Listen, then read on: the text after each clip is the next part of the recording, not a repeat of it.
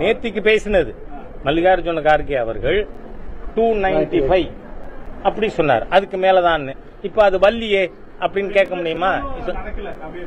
இல்ல, நான் என்ன சொல்றேன், மாணவர் ஒருத்தர் பரீட்சைக்கு அப்பியர் ஆறார். நான் 400க்கு 400 வாங்கணும்னு நினைக்கிறார். ஆனா அது வல்ல 75% வருது. அப்ப இருங்க வரேன், 75% வந்தா டிஸ்டிங்ஷன் இல்லைன்னு சொல்ல முடியாதுல்ல, முடியாது. அதனால நாம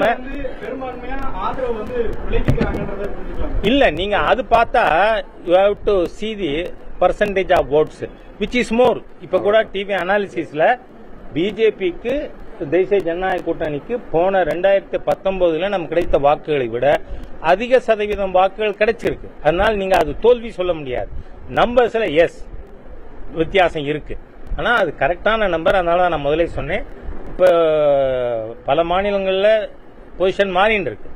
அதனால அல்டிமேட் ஃபிகர் வரும்பொழுது அது வருத்தப்படக்கூடிய அளவுக்கு இருக்காதுன்னு நினைக்கிறேன்.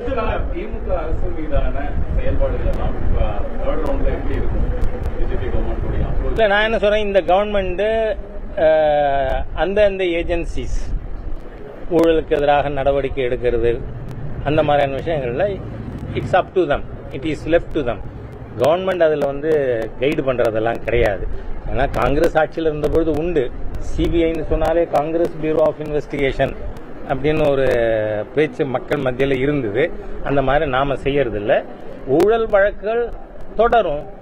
ஆனா அதே சமயத்தில் எந்த ஒரு மாநிலமா இருந்தாலும் நாம நிதி பங்கீட்டிலோ மாநில மக்களுக்கான திட்டங்களிலோ நாம பாரபட்சம் பார்த்ததில்லை. அது தொடரும். யார் ஆட்சியில் இருந்தாலும் அது தொடரும்.